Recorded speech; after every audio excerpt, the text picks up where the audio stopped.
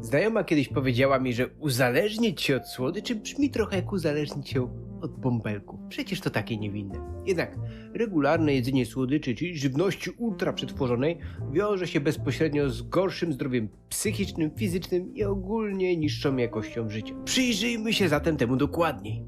Zaczniemy od niecodziennych narzędzi, o których mało się mówi, aby dojść do ostatniego elementu, o którym pewnie nie mieliście pojęcia, że ma aż tak istotny wpływ na naszą chęć na słodycze. Dobrze o tym wiem, ponieważ zajmuję się psychodietetyką od blisko 9 lat i moje podejście do radzenia sobie z uzależnieniem od jedzenia słodyczy opiera się na psychodietetyce i psychologicznych narzędziach, które pomagają lepiej zrozumieć i kontrolować te nawyki żywieniowe. Pamiętajcie, aby zostawić kciuka i subskrybować ten kanał po więcej.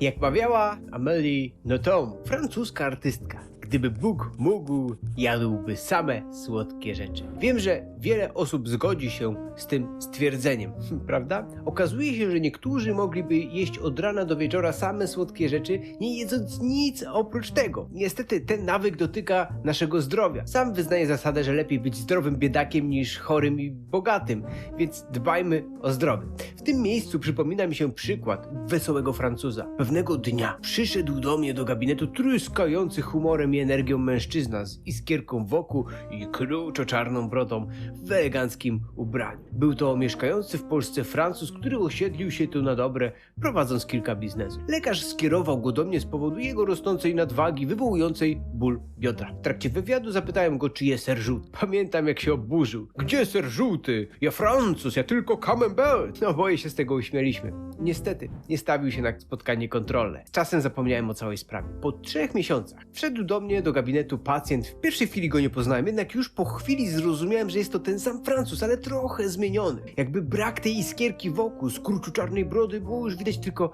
srebrno-siwe przebarwienia. Co zmieniło się w okresie tych 3 miesięcy od ostatniej wizyty? Przeszedł zawał i zdiagnozowano u niego cukrzycę, a miał nawyk do sięgania po tłuste mięsa i słodkie przekąski. Tak więc pokazuje to, że nasze zdrowie nie bardzo nas interesuje, dopóki wszystko jest w porządku, ale jak je tracimy, życie zmienia się niesamowicie. Przytaczam tę historię dlatego, że w momencie, kiedy zachcianka pojawia się okazjonalnie, a my mamy dobry stan zdrowia, to kompletnie nie ma w tym nic złego. Jeżeli już zachcianka pojawia się nawykowo, w jakichś konkretnych sytuacjach, pod wpływem konkretnych czynników, emocji, wyzwalaczy, to warto podjąć działania i bardzo dobrze, że tu jesteście, bo to jest najlepsze miejsce i najlepszy czas. Sposób pierwszy: mapowanie zasobów. Zastanawiam się, co pochłania większość moich zasobów.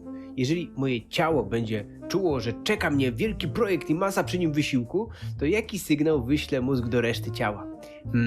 Kto ma pomysł? Wyśle informację, że czeka nas tyle pracy, że ty lepiej teraz najedz się i wyśpi. Jak będziemy się z tym czuli? Głodni i zmęczeni. Dokładnie tak. Tutaj gorąco polecam 3 wydanie książki Porozumienie bez przemocy Marshalla Rosenberga, który w prosty sposób pozwala zrozumieć nasze potrzeby i emocje. Wracając do naszego narzędzia, jak już wiemy, jaka potrzeba jest niezaspokojona, teraz pytanie, co możemy zrobić? Ano, możemy się przyjrzeć, ile faktycznie będę potrzebował energii na daną czynność. Możemy też zadbać o zaspokojenie naszych podstawowych potrzeb tu i teraz, odłączając się od wszystkich projekcji i wizualizacji naszego mózgu. Aby tego dokonać, chcemy połączyć się z naszymi potrzebami.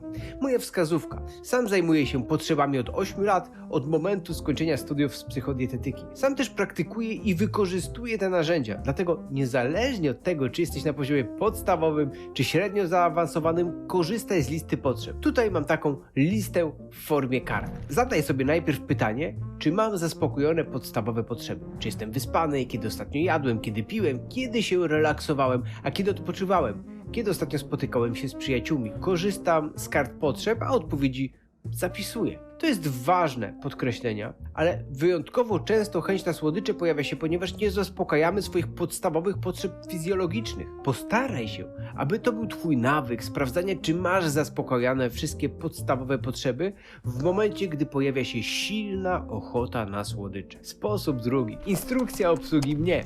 Jak wyglądałaby instrukcja obsługi mnie samego? Domyślam się, że masz instrukcję żelazka, pralki, słuchawek, smartfona, a nie masz instrukcji obsługi siebie. Czas to zmienić. W każdych praktycznie badaniach podkreśla się, że jednym z najskuteczniejszych metod na zmianę nawyków żywieniowych i poprawę własnego samopoczucia jest prowadzenie dziennika w jakiejś formie. Wspominał również o tym dr Keegan Knittel podczas konferencji organizowanej przez naszą fundację Uzależnienie od jedzenia od badacza do praktyka. Wykład, który wkrótce pojawi się u nas na kanale, dr Keegan specjalizuje się w zmianie zachowań zdrowotnych i interwencji w zakresie samokontroli. Podkreślił on, że większość zmian nawyków można uzyskać prowadząc ustrukturyzowany dziennik. Jeżeli prowadzimy go w pewien ustrukturyzowany sposób, zadając sobie konkretne pytania, to odpowiadając na nie, wiecie co tworzymy? Indywidualną i niepowtarzalną instrukcję obsługi siebie. Więc pamiętaj, że zaczynając prowadzić dziennik, jesteś w trakcie procesu tworzenia instrukcji obsługi samego siebie. Stosuj różne ćwiczenia, sprawdzaj różne rozwiązania, a przy każdym z nich zanotuj,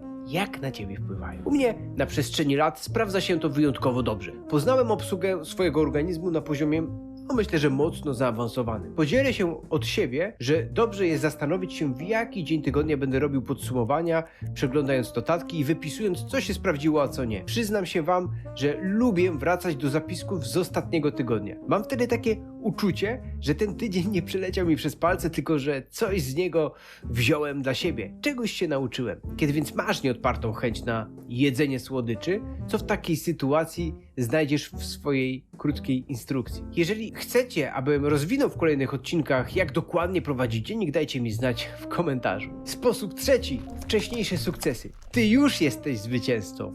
Znacie to skądś?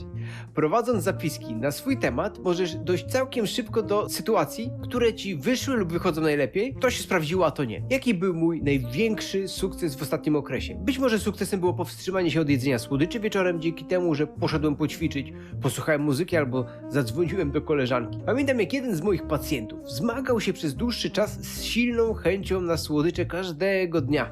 Spotykaliśmy się co tydzień i pracowaliśmy nad tym. Robiliśmy masę małych kroków, z których byliśmy zadowoleni, ale brakowało tego jednego większego skoku, susu.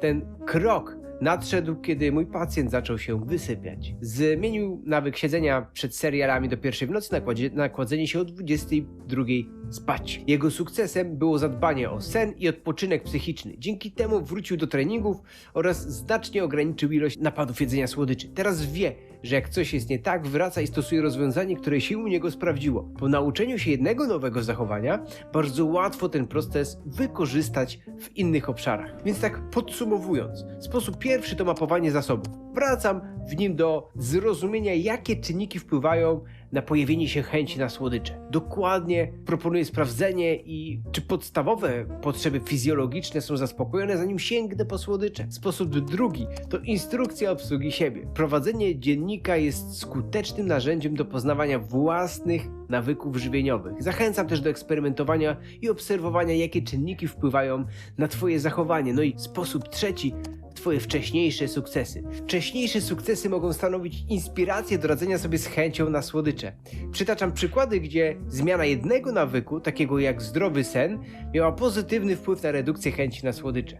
W kolejnych materiałach mam dla was wiele inspirujących treści. Z nami każdy nauczy się żyć ze sobą w zgodzie i na własnych zasadach. Pamiętaj, jeśli doświadczasz napadów objadania, czy regularnie się przejadasz, możesz dołączyć do naszej grupy intensywnej zmiany nawyków żywieniowych i dzięki wieloletniemu doświadczeniu w prowadzeniu grup wystarczy jedynie 10 spotkań, a jesteśmy w stanie pomóc ci odzyskać równowagę i uwolnić się od niechcianego zachowania. Pamiętaj, że grupy szybko się zapełniają po ogłoszeniu naboru, a ilość miejsc jest ograniczona.